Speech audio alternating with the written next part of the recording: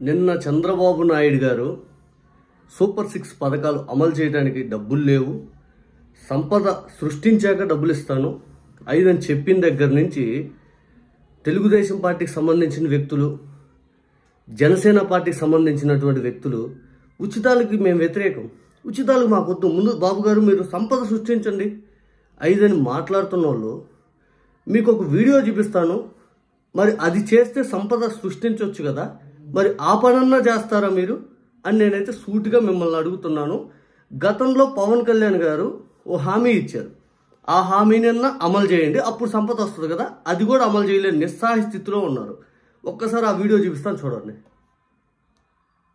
ఏది పెట్టుకున్నా 10 lakhs 10 లక్షల రూపాయలు కనుక ఆ యువతకి ఇస్తే ప్రతి నియోజకవర్గం ఊహించి కూడా 500 మంది ఒక సంవత్సరానికి, అది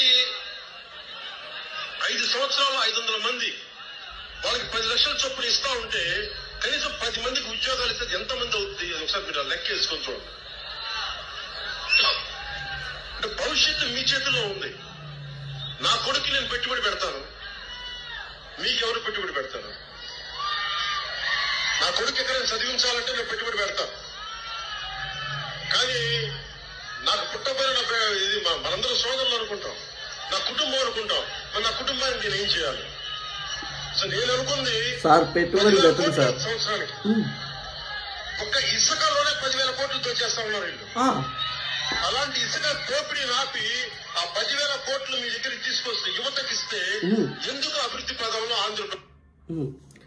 పవన్ కళ్యాణ్ గారు చెప్పింది ఏంటంటే ప్రతి నియోజకవర్గంలో సంవత్సరానికి 500 మందిని సెలెక్ట్ చేసుకొని ప్రతి ఒక్కరికి 10 లక్షల రూపాయలు డబ్బులు ఇస్తే, ఇది 170 నియోజకవర్గాల్లో నుంచి ప్రతి నియోజకవర్గంలో 500 మంది క్వాలిఫైడ్ పీపుల్ని తీసుకొచ్చి ప్రతి ఒక్కరు 10 లక్షలు డబ్బులు ఇస్తే సంవత్సరానికి 10,000 కోట్లు అయింది.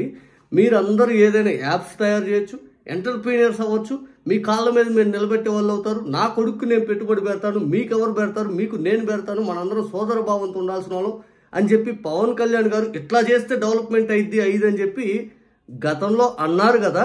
37 రూపాయల కోసం ఆశపడుతున్నారా? దీనికి ఆశపడుతున్నారా? మీకు చిల్లర ఇస్తున్నారు, రూపాయి ఇచ్చి 4 రూపాయలు వసూలు చేస్తున్నారు 5 అని. ఇప్పుడు ఆ రూపాయి కూడా ఇవ్వట్లేదులే, కానీ ఇప్పుడు కనీసం ఈ పథకమైన అమలు చేస్తారా? ఈ పథకమైన అమలు చేస్తారా? సూపర్ 6 అమలు చేయాలంటే డబ్బులు లేవు, మరి ఇప్పుడు దీన్ని చేస్తే డబ్బులు వస్తాయని చెప్పి పవన్ కళ్యాణ్ గారు చెప్పారు కదా, మరి ఇప్పుడు దీన్నైనా అమలు చేసేదంతా ధైర్యం ఉందా ఈ ప్రభుత్వానికి? పవన్ కళ్యాణ్ గారు మీరు ఖచ్చితంగా ఈ పథకాన్ని అమలు చేసే దిశగా మీరు అడుగులేస్తారా? యువతని మోసం చేయడానికి మీరు వచ్చారా? 8 నెలల కాలంలో ఎవరైనా కానీ ఈ పథకం గురించి మాట్లాడారా? ఒక్కరైనా కానీ దీని గురించి చిత్తశుద్ధితో స్పందించారా? అసలు ఆలోచనే లేదా? మోసం చేశారు కదా, భారీగా మోసం చేశారు కదా. అసలు ఈ పథకాన్ని ఇప్పటికైనా కానీ అమలు చేయడానికి మీకు ఆలోచన ఉందా? ఆలోచన ఉందా? చెప్పడానికి ఒక్కొక్కరు అబ్బా ఆయన రూపాయి ఇస్తా అంటే నేను 2 రూపాయలు ఇస్తా, నేను 2 కాదు 3 ఇస్తా, అంతకు మించి ఏదో 5 సినిమాలు విక్రమ్ భయపెడతారు చూడండి, అంతకు మించి అని ఆ రేంజ్లో జనాలు పాపం పేదోళ్ళు కదా. సరే పాని ఈయన ఎంత ఇచ్చాడు, ఆయన అంత ఇస్తా అన్నాడు, ఇస్తే మనమే కదా బాగుపడేది. మనం కూలీ 4 పోతే ఎంత సంపాదిస్తున్నాం, అవి మనకు వస్తే మనకు అక్కడికి వస్తే మనం చిన్న వస్తువులు కొనుక్కోవచ్చు, మన ఇంట్లో బాగుపడటానికి ఏదైనా అవకాశం ఉంటుంది. ఆర్థికంగా మనం కూడా చితికిపోకుండా ఒక సాయం కింద మనం కూడా ముందుకెళ్తాం అని చెప్పి ప్రతి ఒక్క పేదవాళ్ళు, ప్రతి ఒక్క మహిళలు మిమ్మల్ని ఆనాడు భుజాన్ని ఎత్తుకొని ఓట్లేసినందుకు ఈరోజు మీరు చేసినటువంటి పని వాళ్ళని ఇంటింటికి వంచన. క్లీన్ బౌల్ చంద్రబాబు నాయుడు గారు ఇంటింటికి మీరు వంచన చేశారు. నిజంగా సూపర్ 6 అనేది అతి పెద్ద వంచన కార్యక్రమం. పవన్ కళ్యాణ్ గారు నిజంగా సూపర్ 6 అనుకుంటే సూపర్ 6 కంటే పెద్ద పథకం ఇది, మరి సూపర్ 6 కంటే మంచి పథకం కదా, అమలు చేయండి. సూపర్ 6 ఏముంది మీ దృష్టిలో? అది వచ్చినప్పుడు అమలు చేయాలి కదా, ఉచితాలు కదా, మరి ఇప్పుడు ఇది ఉచితం కాదు కదా, మరి ఇప్పుడు అమలు చేయండి. చంద్రబాబు నాయుడు గారు కూడా ఊహించలేదు కదా ఈ పథకాన్ని. అసలు చంద్రబాబు నాయుడు గారు కూడా నిజంగా ఆయన విజనరీ అయినా ఆయన ఊహించలేకపోయారు, మీరు ఊహించారు కదా. ప్రతి ఒక్కరికి నిజంగా చెప్పాలంటే నువ్వు కోరుకో నీకేం కావాలో చెప్పు నేను చేసేస్తా, నువ్వు కోరుకో నీకేం కావాలో చెప్పు నేను చేసేస్తా. భారతదేశంలో అత్యంత ధనికమైన ముఖ్యమంత్రి మన చంద్రబాబు నాయుడు గారు. అత్యంత ధనిక ముఖ్యమంత్రిగా ఉంటూ పూర్తిగా రాష్ట్రాన్ని నిజంగా ముందుకు తీసుకెళ్లాల్సిన తెలివితేటలు ఆయనకు ఉన్నాయని చెప్పుకుంటూ పూర్తిగా పథకాలు అమలు చేయకుండా దివాలా తీసింది 5 అని చెప్పి చెబుతూ 1000 కోట్లు సంపాదించే ఉప ముఖ్యమంత్రి ఉండి కూడా మనకి ఈ రాష్ట్రానికి ఈ పరిస్థితి. సంవత్సరం 1000 కోట్లు సంపాదించే ఉప ముఖ్యమంత్రికి కూడా ఏమనుకోవాలి? ఏం చేసినా కూడా నిజంగా మీ నుంచి ప్రజలు ఆశించినంత ఫలితాలు రావట్లేదు. పూర్తిగా మీరు గతంలో చెప్పిన ప్రతి ఒక్క మాట తప్పే.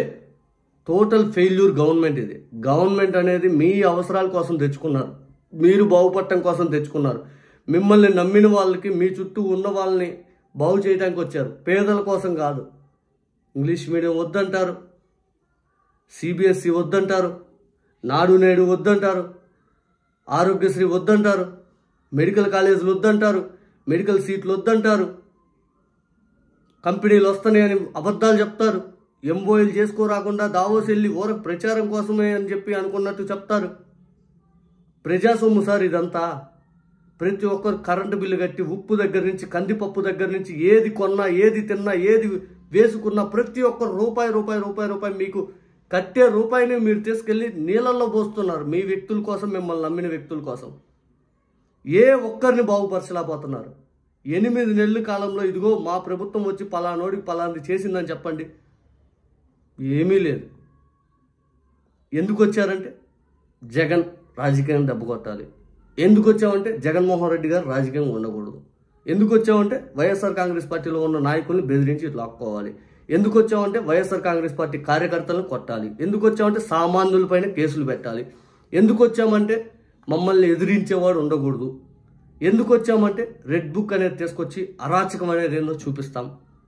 ఎందుకు వచ్చామంటే గ్రామ స్థాయిలో కూడా మేము మద్యం ఏర్లే పారిస్తాం.